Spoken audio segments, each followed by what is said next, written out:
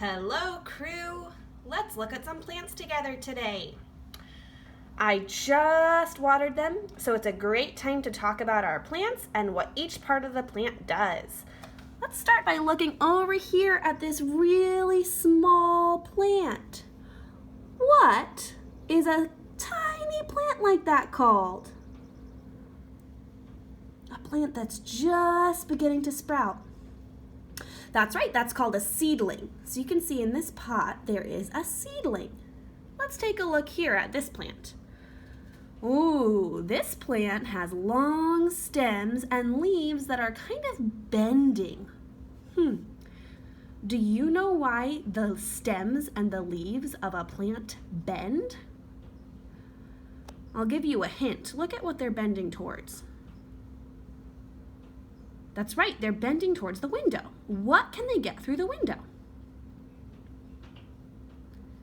Yeah, they get sunlight from the window. And what do they use the sunlight for? Yes, the leaves of the plant use sunlight to make food. So we can see that this plant is working very hard to get lots of sunlight to make food. Let's look over here at this plant. Ooh, very long stems and big leaves. Now you remember that the leaves have another job for the plant. What's another job that the leaves do?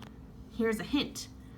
In order to see the part of the plant that does this job, you have to look at the underside of the leaf.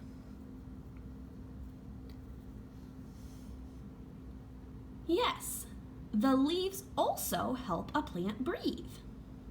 And it's kind of too small for us to see on our own, but if we had a magnifying glass, we could see the tiny holes on the bottom of this leaf that the air goes into the plant through.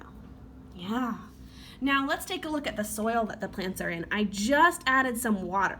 What part of the plant is in the soil? Yes, the roots. And what do the roots do? Well, the roots drink up all that water, and also they take the nutrients from the soil, and then that travels up through the stem and to the rest of the plant.